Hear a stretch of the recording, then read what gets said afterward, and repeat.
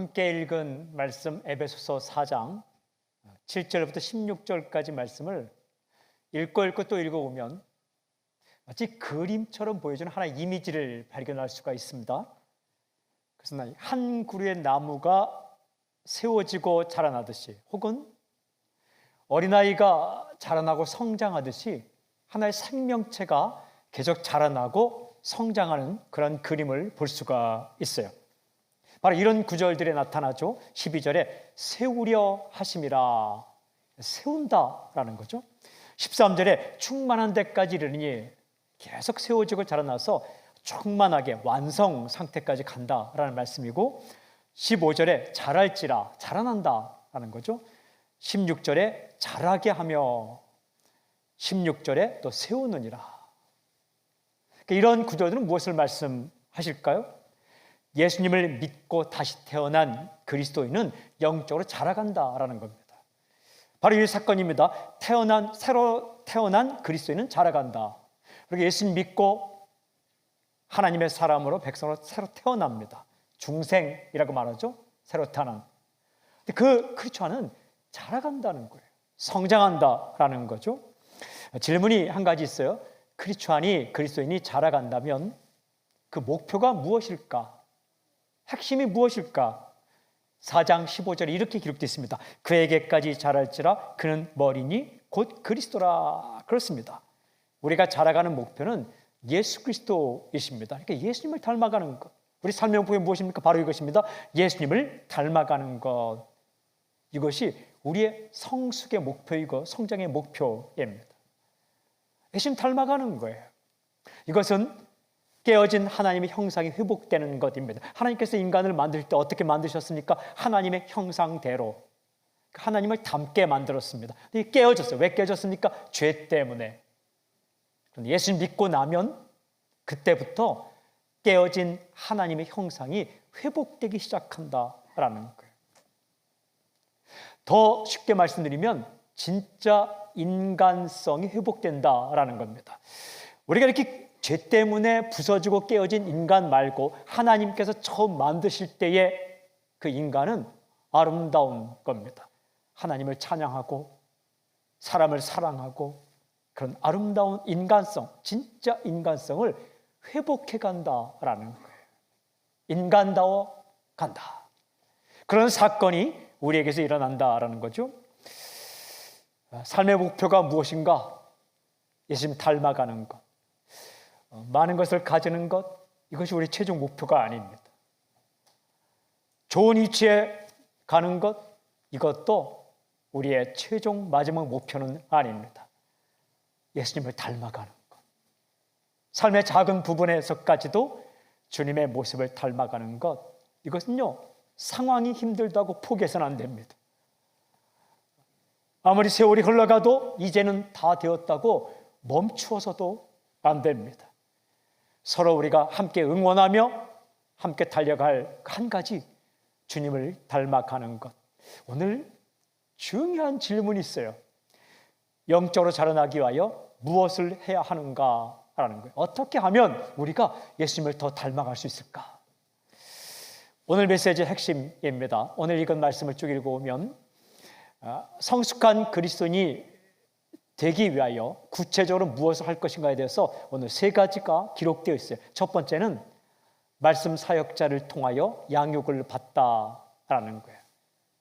그러니까 말씀을 전하는 하나님이 세우신 사역자들을 통해서 양육을 받는 것이 우리 영적으로 성숙하기 위한 굉장히 중요한 하나님의 방법이다라는 거예요. 7절부터 12절 제가 읽게요. 7절부터 12절 우리 각 사람에게 그리스도의 선물을 분량대로 은혜를 주셨나니, 하나님께서 우리 각각의 사람에게 뭔가 선물을 주셨다는 거예요.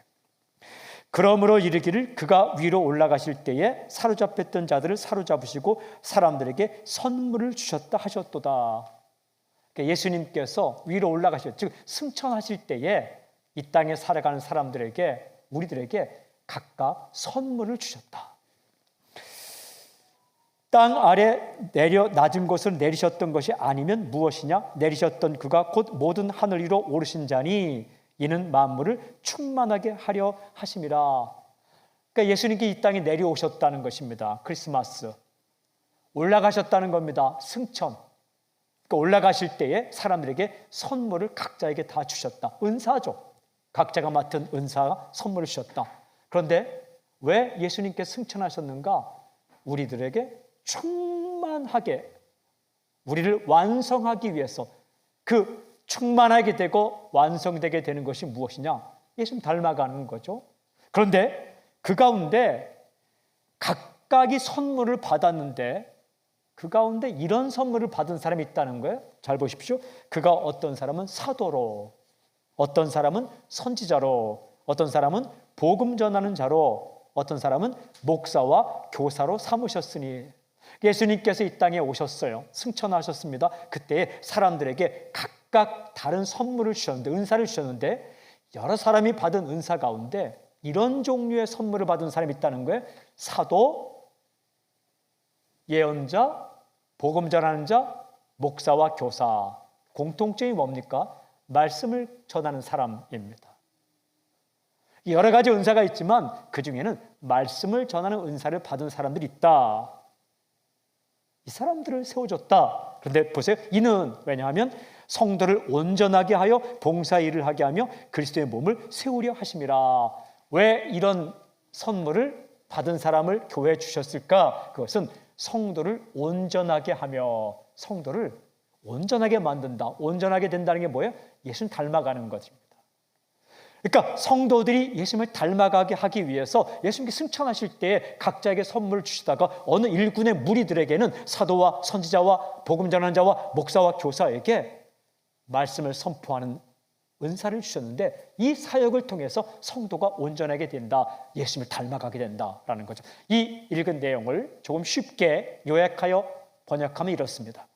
예수님은 승천하시면서 각각의 성도들에게 선물을 주셨습니다. 그 선물은 바로 각자가 맡은 사역입니다.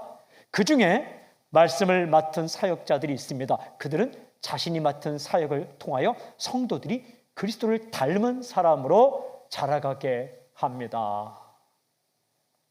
그러니까 말씀 사역자들을 통해 양육받는 것이 예수님을 닮아가는 굉장히 중요한 길이라는 겁니다. 사도는 누구일까? 예수님의 제자를 가리킵니다. 선지자는 누구일까? 신약 시대의 예언자들을 가리킵니다. 복음 전하는 자는 누구일까? 여러 곳으로 순회하며 다니면서 말씀을 전하는 사람을 복음 전하는 자라고 기록합니다. 그리고 목사와 교사. 목사와 교사는 목사, 즉 교사입니다. 목사가 맡은 사역 가운데 가장 중요한 사역이 무엇인가? 말씀을 가르치는 교사의 역할이다라는 거예요.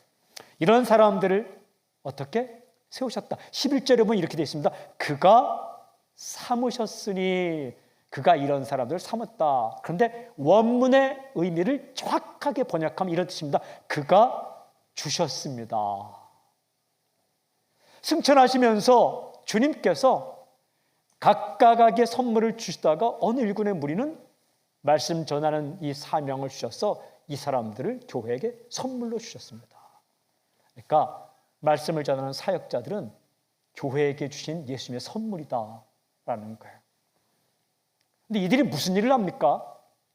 이들의 일의 핵심이 뭐라고요? 우리가 읽었지만 12절에 이렇게 되어 있어요. 성도를 온전하게 하여. 같은 목적이에요. 성도를 온전하게 한다. 온전하게 한다는 것은 예수님을 닮아가게 한다라는 거예요.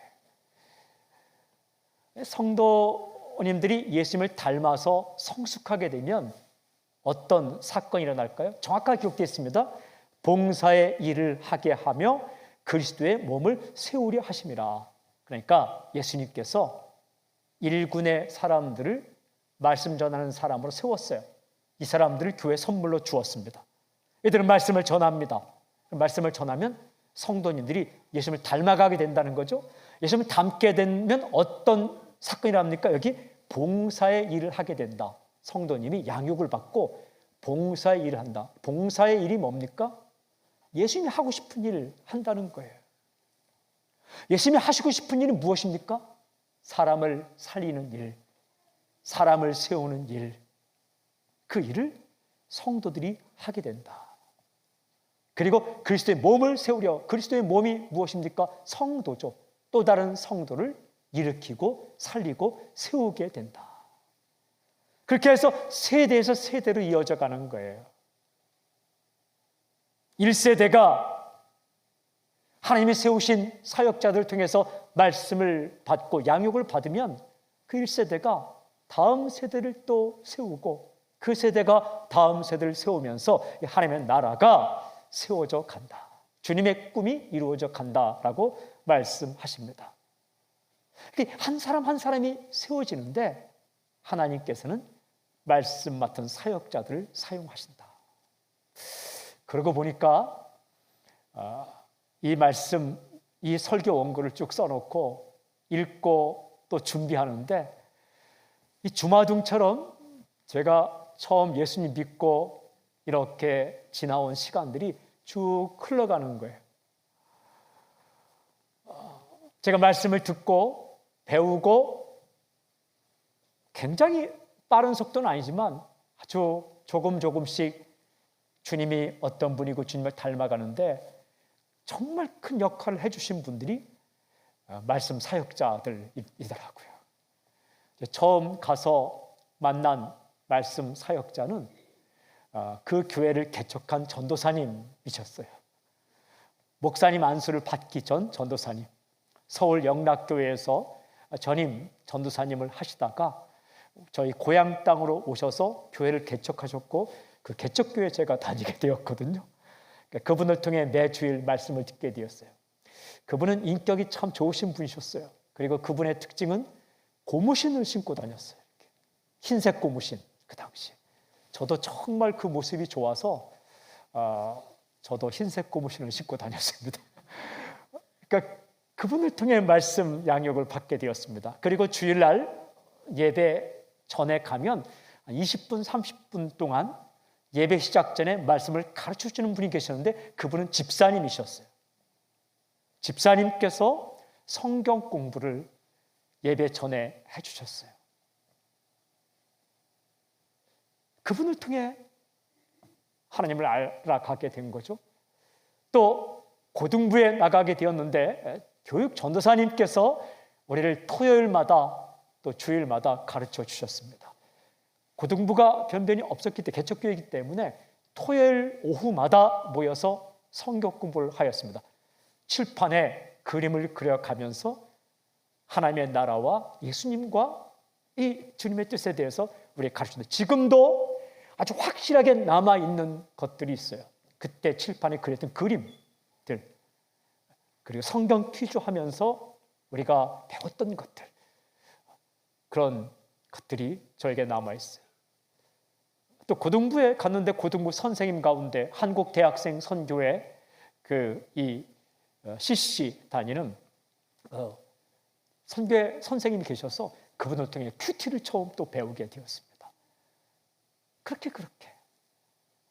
그 다음에 저를 지도해 주시는 담임 목사님들을 통해서 또한 신학교의 선생님들을 통해서 선교단체 선배들을 통해서 계속해서 말씀을 듣고 양육받게 되었죠. 대학생 때 수련회를 가게 되었는데 한 10,000명 내지 20,000명 정도 여름 수련회에 모였어요. 그 당시에.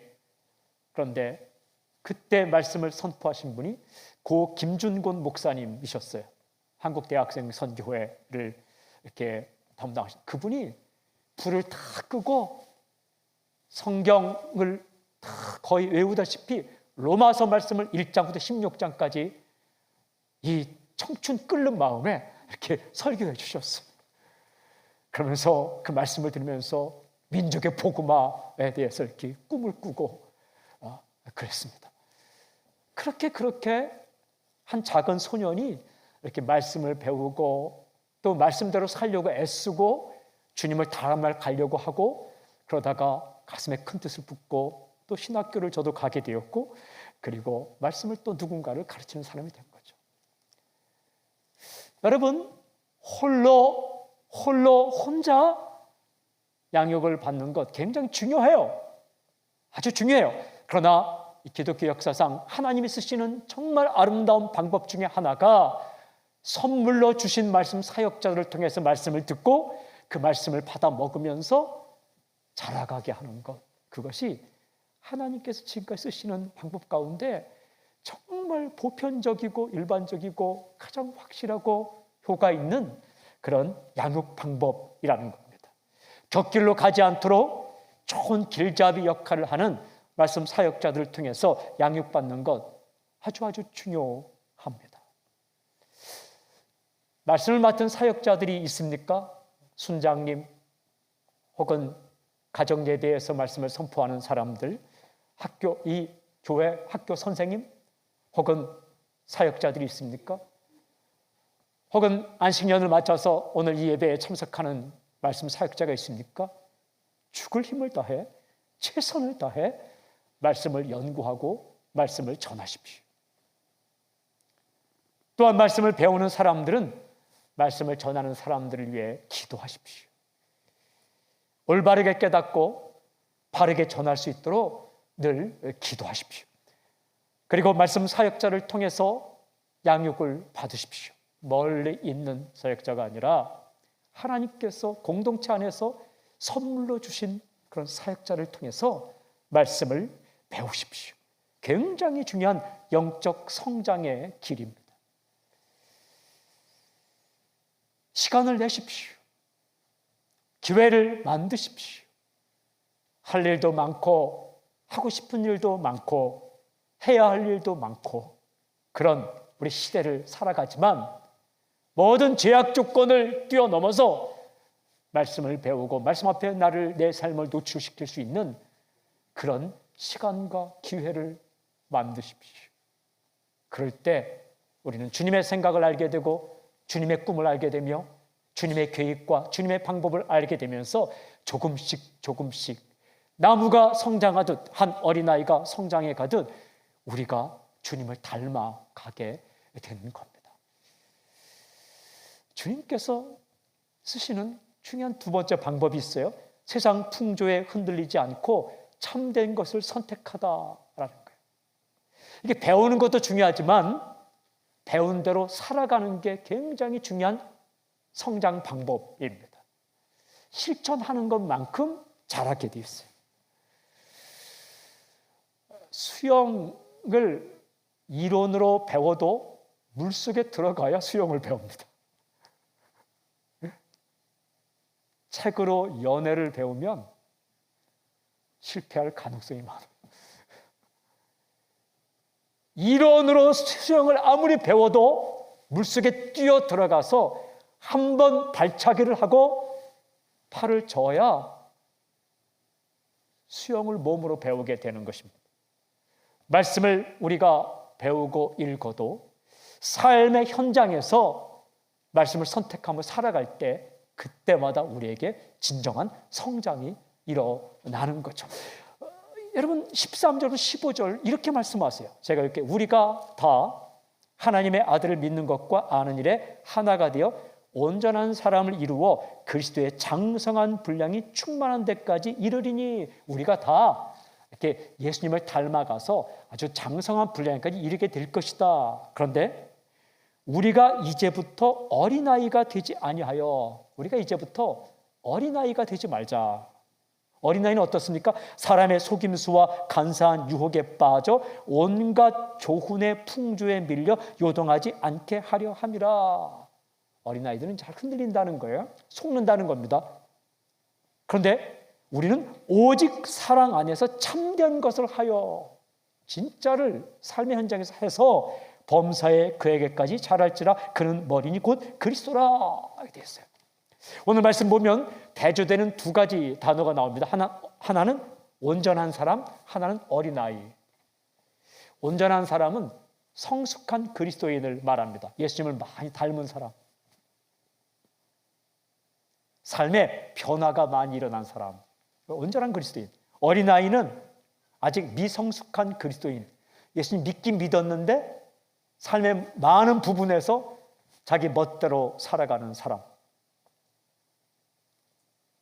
그 어린아이의 특징을 14절이 이렇게 말합니다. 사람의 속임수와 간사한 유혹에 빠져 온갖 교훈의 풍조에 밀려 요동. 영적인 어린아이는 잘 속는다라는 거예요. 이게 예수님의 뜻인지 아닌지 분간이 가지 않는다. 또 요동, 세상 풍조에 휘말려서 요동친다. 마음이 늘 요동친다. 할까 말까 할까 말까 괜히 했어, 뭐 이런. 세상은요 거짓 속임수로 가득 차 있습니다. 하나님의 뜻과 배치되는 것을 마치 진리처럼 가르치는 세상의 속임수가 꽉 차 있다는 거예요. 여기에서 사람의 속임수라는 것은 주사위를 던진다, 이런 의미를 가지고 있어요. 그 당시에도 주사위를 던져서 사람을 현혹시키는 그런 사람들이 있었는가 봐요. 또 여기에 간사한 유혹이라는 것은 거짓말로 타락시키는 것, 그런 것들이 가득 차 있는데, 영적인 어린아이는 그것들에 속아 넘어가서 세상의 풍조를 따라 왔다 갔다 살며, 그리고 중심 잡지 못하고 요동치며 산다라는 거예요. 쉽게 말하면 죽은 물고기처럼 살아간다라는 거예요. 저는 어릴 때 강에 참 많이 갔었는데, 강에 가면 물고기가 많습니다. 물고기는 딱 두 종류예요. 죽어있는 물고기, 살아있는 물고기, 딱 두 종류밖에 없어요. 큰 물고기, 작은 물고기, 얼마나 커야 큽니까? 얼마나 작아야 작습니까? 진짜 작은 물고기는요, 피레미 그 새끼는요 잘 보이지도 않아요.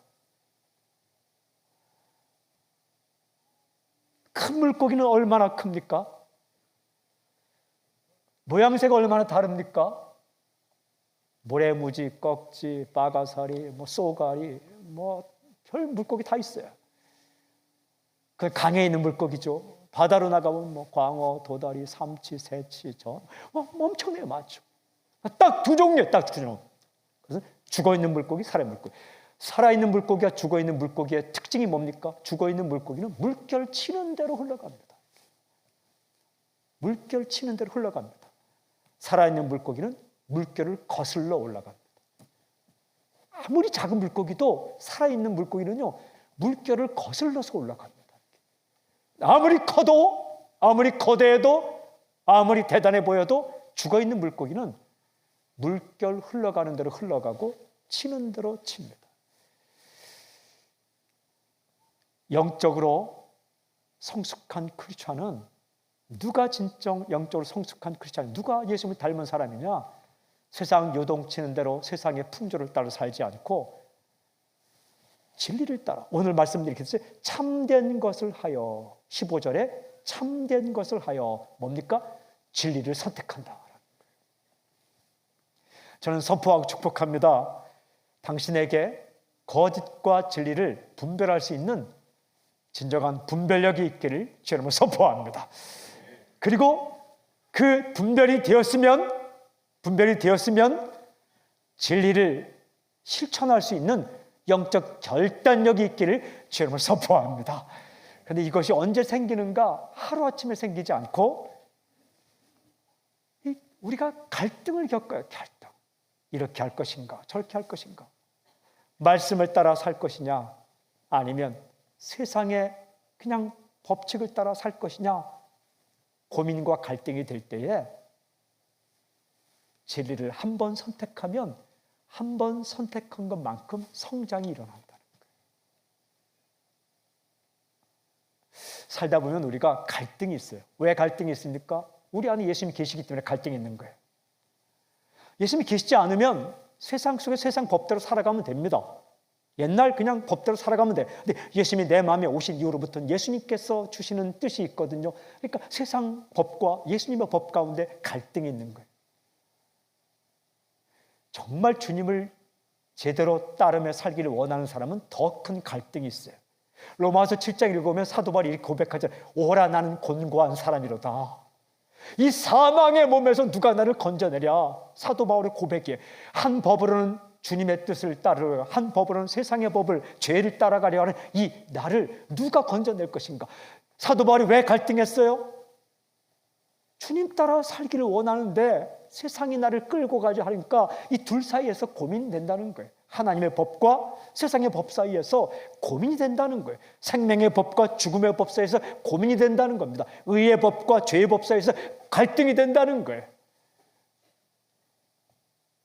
진정한 그리스도인은 세상 한복판 속에서 갈등합니다.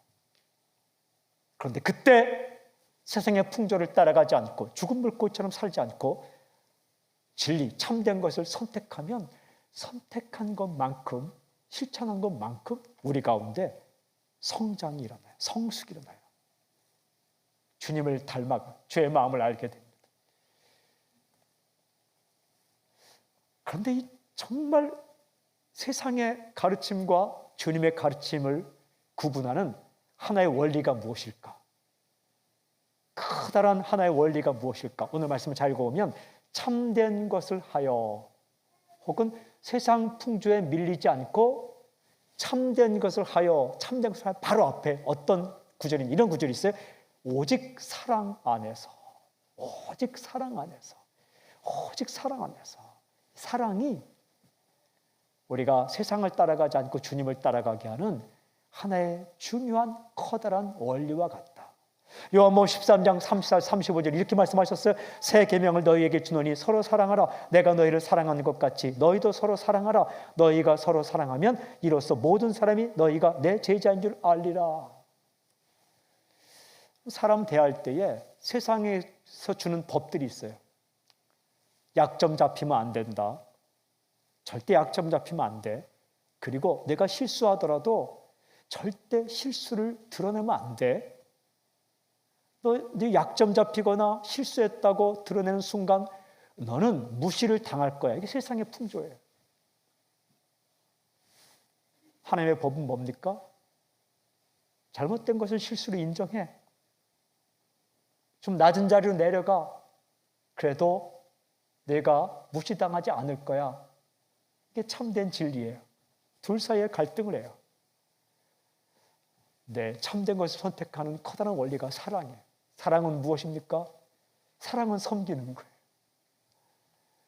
사랑이 무엇입니까? 사랑은 진리와 함께 기뻐하는 거예요. 사랑에는 거짓이 없는 거예요. 상대방을 진짜 사랑한다는 것은 진리와 함께 대하는 거예요. 존중하는 거예요. 교만하지 않는 거예요. 시기하지 않는 거예요. 잘난 척하지 않는 거예요. 그 원칙을 따라 주님은 어떻게 하셨을까? 주님은 섬겼죠. 섬기기를 원하셨죠. 낮아지셨죠. 그 원리를 따라서 우리가 참된 것을 딱 선택하는 순간 우리는 주님을 조금 더 닮게 되는 거죠. 진짜 영적 성숙이 일어나는 거예요. 진정한 영적 성숙은 탁상에서 일어나지 않습니다. 머리를 싸매고 연구한다고 일어나지 않습니다. 삶의 현장에서 세상 풍조를 따르지 않고 진리를 선택할 때 영적인 성숙이 일어나게 됩니다. 중요한 구절이 하나 딱 붙어 있어요. 이렇게 되어 있습니다.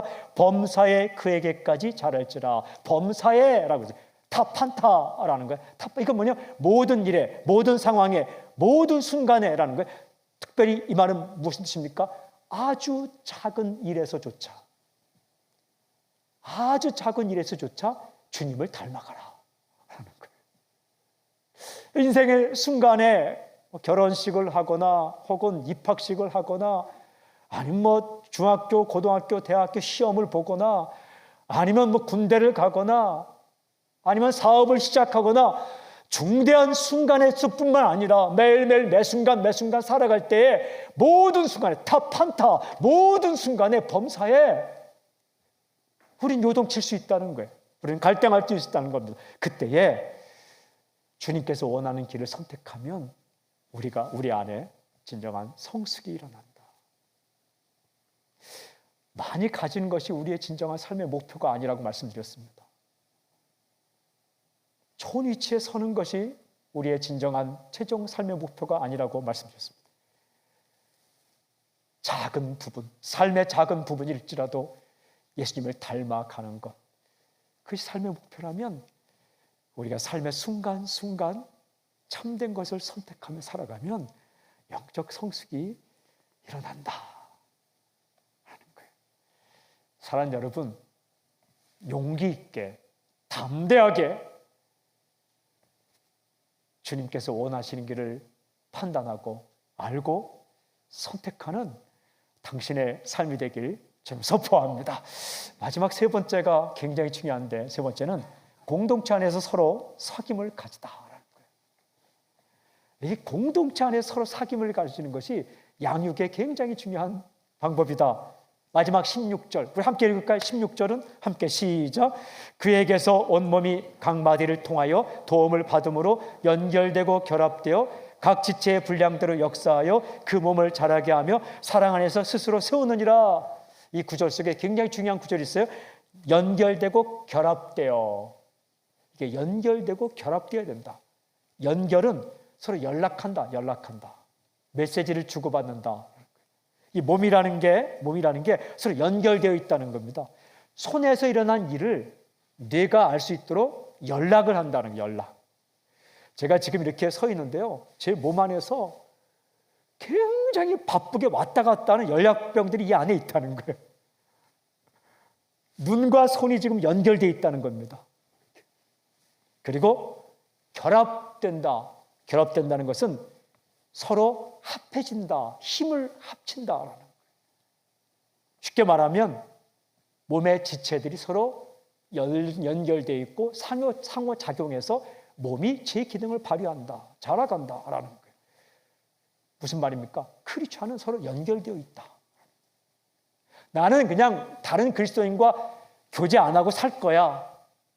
그렇게 할 수가 없어요. 왜냐하면 내가 예수 믿는 순간 나는 어디로 들어가는가? 예수님 안으로 쑥 들어가죠.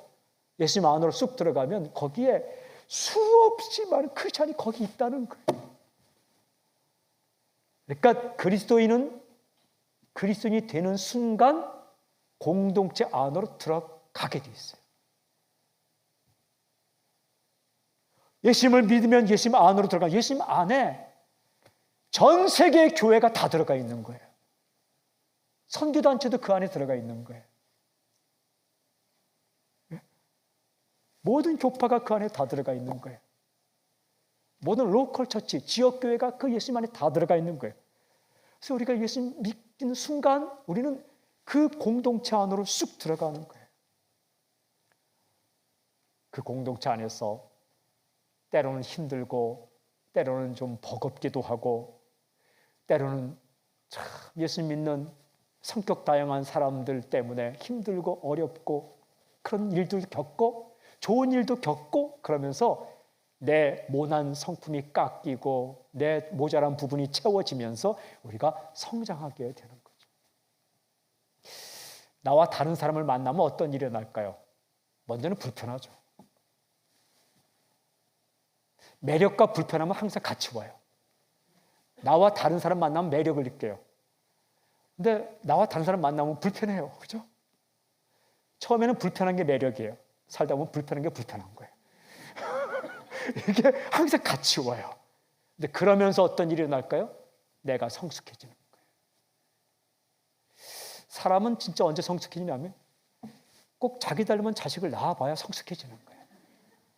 그러면서 깎이면서 사람이 성숙해져 가는 거예요. 사람은 언제 성숙할까요? 꼭 자기 닮은 제자를 만나봐야 성숙해지는 거예요. 그러면서 자신의 못난 과거도 생각이 나고 못난 성품도 바라보면서 성숙해져 가는 거죠. 사람은 언제 성숙해질까요? 힘에 버거울 정도로 누군가에게 쏟아 부어 주면서 성숙해지는 거예요. 준 것만큼 성숙해지는 거예요. 정말 아까운데 피땀 흘려 내가 모은 건데 누군가를 위해서 한번 이렇게 흘려보내면서 성숙해지는 거예요. 그거 아십니까? 비운 것만큼 넓어지는 거예요. 세상은 비운 것만큼 쪼그라드는데 크리스천의 삶은 내가 나눠주고 비운 것만큼 넓어지는 거예요. 계산법이 그래요. 어려운 사람 만나 나눠주면서 영적 성숙이 이루어지는 거고 또한 좋은 사람 만나 내가 도움을 받으면서 또 성숙해지는 거고 그렇게 살아가는 거예요. 근데 그 가운데 이 공동체 가운데는 사귐을 통해서 우리가 성숙해지고 자라가는 것인데 중요한 구절이 또 하나 있어요. 이렇게 돼 있어요. 각 지체의 분량대로 역사하여. 굉장히 중요한 각 지체의 분량대로 역사한다. 그렇지만 각 지체가 있다. 무슨 뜻입니까? 각 지체가 각각의 역할을 가지고 있다. 각 지체는 각각의 역할을 가지고 있고 각각의 가치를 가지고 있다. 여러분, 가치 없는 존재는 없습니다. 코도 가치가 있고 손도 가치가 있고 손에 모든 손가락에 가치가 있는 것처럼 예수님 안에서는 모든 성도가 가치가 있어요. 그거 꼭 기억하십시오. 당신은 소중한 존재입니다. 다시 말씀드려, 공동체 안에서 누군가에게 당신이 필요한 거예요. 그렇게 주님께서 만드신 거예요. 나는 가치가 없어. 나는 역할이 없어. 나는 별볼이 없어. 이게 아니라 각각의 지체가 각 분량대로 역사하는데 그 각각의 지체가 자기 맡은 역할을 가지고 자기 위치에서 서로 연결되고 결합해서 때때로 도움을 받기도 하고 도움을 주기도 하고 때때로 어려운 사람 만나서 끙끙 앓기도 하고 그로 인해 내가 배우기도 하고 정말 배우고 싶은 사람을 보아서 좋은 것들 영향을 받기도 하고. 여러분, 힘든 사람만 만납니까? 아닙니다. 그리스도 안에 있으면 정말 매력 있고 배우고 싶고 좋아하는 사람을 만나게 됩니다. 제가 살면서 받았던 복 가운데 복은 제가 그 성도로 있을 때나 부교칠 때 담임 목사를 좋아하면서 신앙생활을 했다는 게 복 중에 복입니다. 전도사님을 좋아하고 선생님을 좋아하고 그런 분들도 만나게 되는 거예요. 때때로 정말 견디기 힘들 만큼 독특하고 개팍하고 내가 시간이 없다 하는데도 끝까지 따라와서 시간을 내서 나를 괴롭히는 사람도 만나게 됩니다. 그런 경험을 안 할 수가 없어요. 근데 그런 저런 경험들 다 합쳐서 공동체의 사귐의 경험입니다. 어떤 숨이 턱 막힐 정도로 내가 해줘야 된다는 부담감 앞에 설 때가 있어요. 내가 해야 되는데 가진 것은 없고 하기 힘들고 이런 영적인 부담감을 안고 어떤 지체를 바라볼 때도 있습니다. 그런 부담감을 가진 것만큼 내가 주님의 모습을 닮아가는 거예요. 주의 마음을 다 알아가는 거예요. 그렇게 우리는 사랑과 부대끼며 사귐을 나누면서 성장해 갑니다. 사랑하는 여러분, 그게 교회입니다. 그게 순입니다. 저는 우리 교회 안에 말씀 사역자를 통해서 풍성한 꼴을 먹는, 맛있는 양식을 먹는 그런 역사가 날마다 일어나기를 저는 선포합니다. 그리고 우리 삶의 현장에서 모든 성도, 저처럼 똑같은 성도들이 삶의 현장에서 세상의 풍조를 따라가지 않고 진리를 선택함으로 영적인 성숙, 주님을 닮아가는 놀라운 사건이 나길 좀 선포합니다.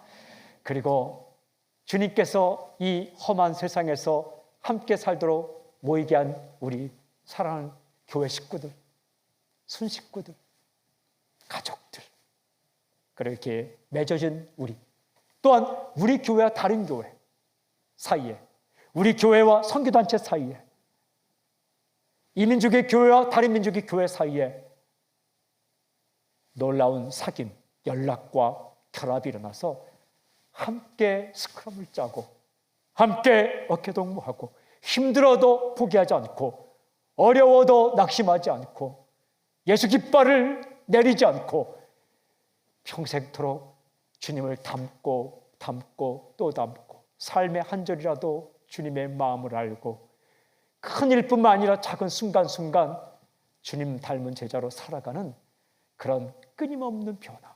오늘로 끝나지 않고 이제는 됐다라고 멈추지 않고 주님 만나는 그날까지, 주님 다시 오는 그날까지, 마지막 호흡을 하는 그 마지막 순간까지 주님을 더욱더 순간순간 닮아가는 영적 성숙이 우리 가운데, 당신의 삶 가운데 일어나기를 저는 선포합니다. 그렇게 행하실 주님을 찬양합니다. 아멘. 할렐루야. 주님을 찬양합니다. 아멘.